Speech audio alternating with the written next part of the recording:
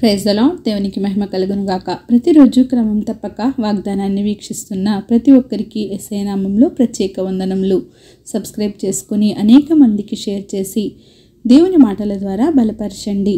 ఈ దినమునకై ఏర్పాటు చేయబడిన దేవుని వాగ్దానము నెహెమ్యా గ్రంథము 2వ అధ్యాయము 20వ వచనము. ఆకాశమందు నివాసి అయిన దేవుడు తానే మా యత్నమును సఫలము చేయును. The God of heaven, he will prosper us. Nehemiah భక్తుడుకు దేవుని పట్ల గొప్ప నమ్మకం. అంటున్నాడు, మా యత్నమును సఫలము చేయునుగాక అని. ఏమి చేయాలని ప్రయత్నిస్తున్నాడు? యెరూషలేము గోడలు ప్రాకారములు పడద్రోయబడినవి అని, దాని గుమ్మములు అగ్నిచేత కాల్చబడినవి అని తెలుసుకునినప్పుడు ఎంతో దుఃఖాక్రాంతుడై దేవునికి ప్రార్థించి అతడు ఒక పనిని పూనుకొన్నాడు.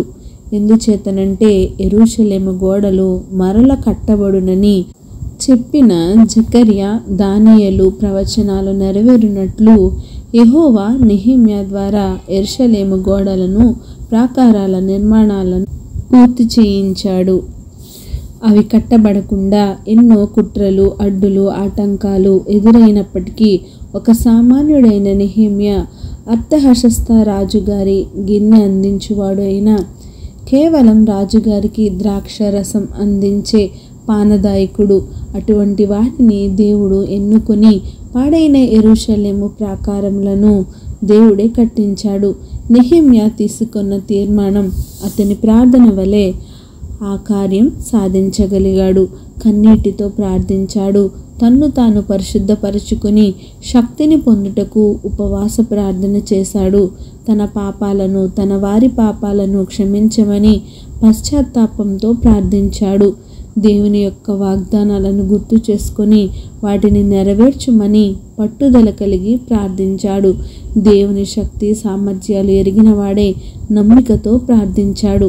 కనుకనే ఈ విధంగా అంటున్నాడు, ఆకాశమందు నివాసి అయిన దేవుడు తానే మా యత్నమును సఫలము చేయును అని. అంతటి గొప్ప కార్యమును జరిగించునని నమ్మాడు. కనుకనే ఆ పనిని పూనుకొని సమాప్తం చేశాడు. మరి ఈరోజు నీవు ఏదైనా పనిని చేయాలనో, దేవుని కొరకు ఏమైనా చేయాలనో, మంచి కార్యం జరగాలనో ప్రయత్నిస్తున్నావేమో, ఆకాశమందున్నవాడు చూచుచున్నవాడు, సమస్తం ఎరిగినవాడు. నెహెమ్యా వలె అది ఎంత గొప్ప పని అయినా నీ దేవుడే నీ యత్నమును సఫలము చేయునుగాక. ఆమెన్. చిన్ని ప్రార్థన. సకల ఆశీర్వాదాలకు కారణభూతుడైన మా ప్రియ పరలోకపు తండ్రి, మీరిచ్చిన వాగ్దానమునకే వందనాలు దేవా.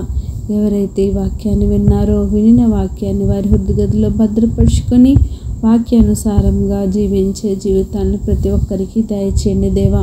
మరి ఈ సమయంలో నాయన మీరిచ్చిన వాగ్దానాన్ని బట్టి నాయన మేము నమ్మిక కలిగి నిరీక్షణ విశ్వాసము పట్టుదల కలిగి ఏదైనా పనిని మేము పూనుకున్నప్పుడు నాయన మీ మీద భారము వేసి అది జరిగించాలనే తృష్ణతో మేము ముందుకు సాగిపోయే కృపను మాకు ఉంచండి. ప్రార్థన అవసరకొని ప్రతి ఒక్క బిడ్డని సమయంలో జ్ఞాపకం చేసుకోండి.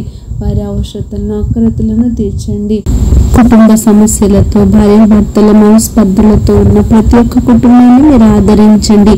ఆర్థిక ఇబ్బందులు, ఉద్యోగులేమి, అవివాహితులను, సంతానలేమితో ఉన్నవారిని, అనారోగ్య స్థితిలో ఉన్న వారిని, పాపంలో కూరుకుపోయిన వారిని ప్రతి ఒక్కరిని లేపి సమస్త ఘనత మహిమ ప్రభావాలు మీరు ఆరోపించుకుంటారని యేసుక్రీస్తు పరిశుద్ధ నామమున ప్రార్థించి అడిగి వేడుకొంచున్నాను మా తండ్రి.